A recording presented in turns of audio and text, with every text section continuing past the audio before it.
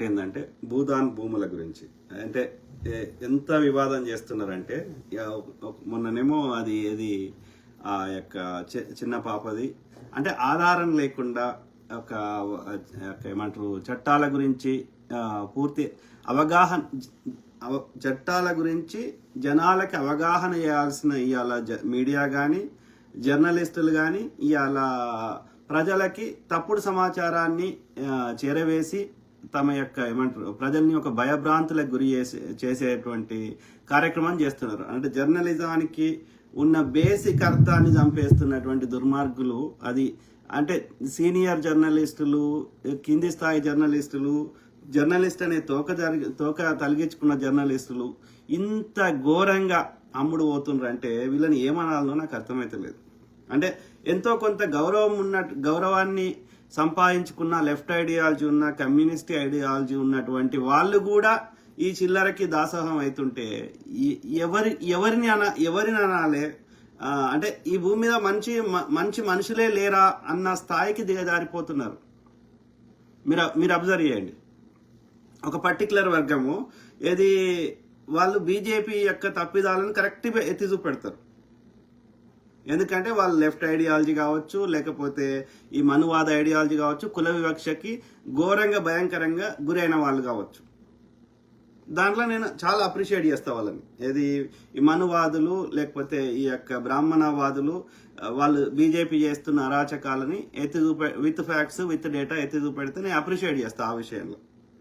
కానీ ఇప్పుడు తెలంగాణలో బీఆర్ఎస్కి అమ్ముడు పోతున్న వాళ్ళ ఈ యొక్క బీఆర్ఎస్ వాడు బగ్గ దోసుకున్నాడు. తెలంగాణలో 10 ఏళ్ళ అధికారం నుండి కేసీఆర్ ఎంత దోసుకున్నాడో చిన్నపోరగాని అడిగినా చెప్తారు.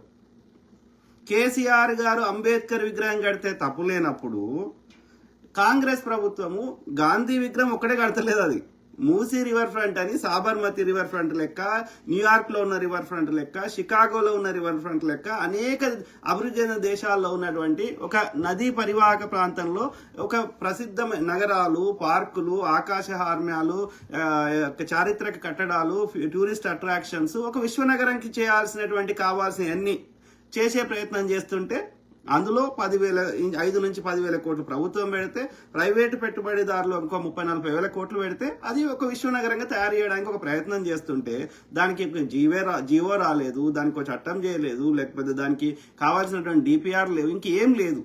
కేవలం భూమి సమీకరణ చేసే ప్రయత్నం చేస్తుంటే ఎన్ని అబద్ధాలు. గాంధీ విగ్రహానికి 10,000 కోట్లని. అరే వాడు అంత దోసుకున్నటువంటి బీజేపీడే శివాజీ విగ్రహానికి 3,000 కోట్లు 5,000 కోట్లు పెట్టిండు బొంబాయిలో సముద్రం పక్క కడితే. ఆడ పటేల్ గారికి వాళ్ళ కాంగ్రెస్ నాయకుడైన పటేల్ గారికి వాళ్ళ యొక్క బీజేపీ నాయకుడు కట్టుకునే శక్తి, వాజ్పేయి కట్టుకున్న ఒక అర్థం ఉంది, అద్వానీ కట్టుకున్న ఒక అర్థం ఉంది, నరేంద్ర మోడీకి వాని కట్టుకున్న అర్థం ఉంది, గోల్వాల్కర్ కట్టుకున్న అర్థం ఉంది. కాంగ్రెస్ నాయకుడైన పటేల్ గారికి విగ్రహం కడుతుండ అంటే వాళ్ళ నాయకుల ఎంత దుర్మార్గులో వాళ్ళకు కూడా తెలుసు. సో ఆ విగ్రహానికి 3,000 కోట్లు కట్టాడు. బీజేపీ కూడా అంత ఒక చిన్న గలాసకి ఒక 3,000 రూపాయలు. ఒక 18 కిలోమీటర్ల రోడ్ కిలోమీటర్కి ఒక 18 కిలోమీటర్ల రోడ్కి 1,000 కోట్ల ఖర్చు పెడుతుండు. ఒక టన్నెల్ కడితే 700 కోట్లు ఖర్చు పెడుతున్నాడు. అట్లా అంత దోసుకునేటోడే 3,000 కోట్లకు విగ్రహం కట్టిండు పటేల్ది. అట్లాంటిది గాంధీ విగ్రహానికి 5,000 కోట్లు 10,000 కోట్లు కడతామని ఎక్కడ తెలంగాణ ప్రభుత్వం ఎక్కడ ఏ జీవో ఇచ్చిందో నాకు చూపెట్టకపోతే తులసి చంద్ని సంపి బొందబెట్టుర్రు.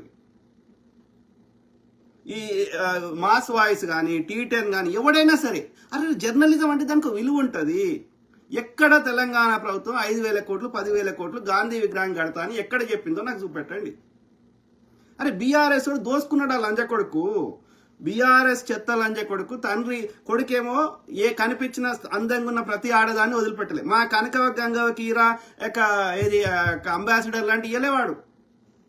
ఎవరైతే వండుకుంటుందో దానికి ఇచ్చిండు. మంచు లక్ష్మికో, సమంతకో, ఇంకో రకుల్ ప్రీత్కో, ఇంకో దానికో. అవునా కాదా? వాళ్ళు తెలంగాణకు సంబంధం లేని వ్యక్తులు. దొంగ నా కొడుకు. కొంచెం అందంగా అనిపించిన స్త్రీని వదలలేదు కొడుకు.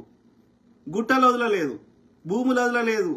కాళేశ్వరం పేరు మీద ఇవాళ నీతులు చెప్పే హరీష్ రావు గారు ఈ నీతులు యొక్క వీళ్ళందరూ దొంగలు ఎంత దోసుకున్నారు. 86 ఇవాళ పొన్నాల లక్ష్మయ్య గారు ఒక పుస్తకం రాశారు.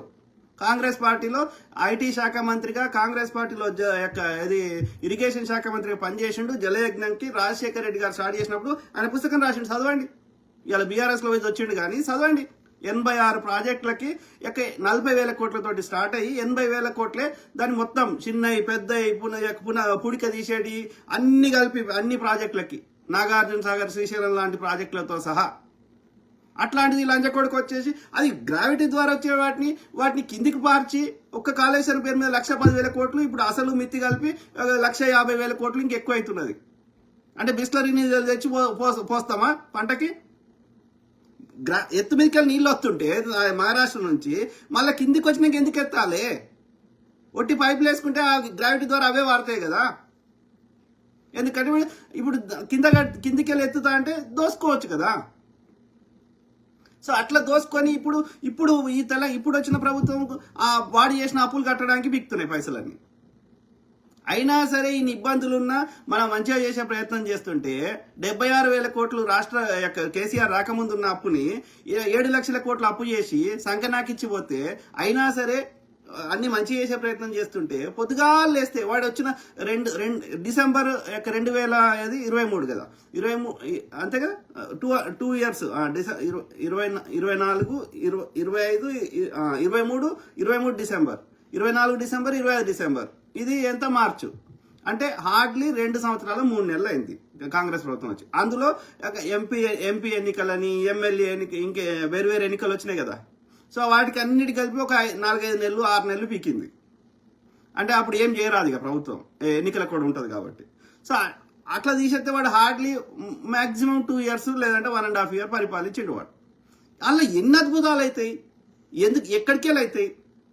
అయినా సరే ఉన్న లిమిటెడ్ బడ్జెట్లో వాడు అప్పులు చేసిపోయినాక చేయాల్సినవన్నీ చేసే ప్రయత్నం చేస్తుందా లేదా కాంగ్రెస్ ప్రభుత్వం?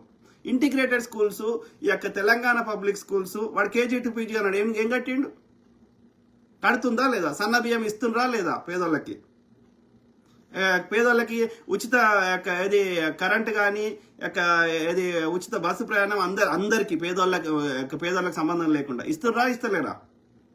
ఇవి సంక్షేమ పథకాలు. అవి కాకుండా విద్యుత్ ప్రాజెక్టులు, ఇరిగేషన్ ప్రాజెక్టులు, మూసీ రివర్ ఫ్రంట్లు, రోడ్ల 4 లేన్ రోడ్లు, వాడు కేసీఆర్ లుచ్చనా కొడుకు 7,000 కోట్ల వరకు బిల్లులు కట్టకుండా వీకిండు వాడు సర్పంచులకి వీళ్ళందరికీ. అవన్నీ కట్టుకుంటూ పోతున్నాం. చేసే ప్రయత్నం చేస్తుంటే ఆపుకోవాలి కదా. వాడు 10 ఏళ్ళు అయిండు, వాడు 12 ఏళ్ళు అయింది, వాడు ఏం చేయలేదు. వీడు 1.5 ఇయర్ల అద్భుతాలు ఆకాశానికి కావు కదా ఉన్న లిమిటెడ్ రిసోర్సెస్ లా. అయినా చేసే ప్రయత్నం చేస్తున్నారు కదా. ఎందుకు తులసి చందు నీకు సిగ్గు శరం ఎందుకు లేదు?